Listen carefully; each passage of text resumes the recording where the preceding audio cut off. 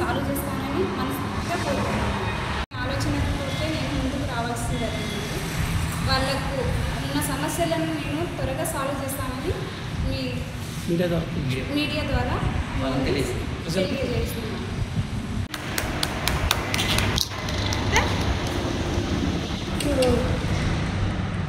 వయసు ఎంత ఉంటారు? 25. చిన్న వయసులో మీరు సర్పంచ్కి ఎన్నుకోబడ్డారు.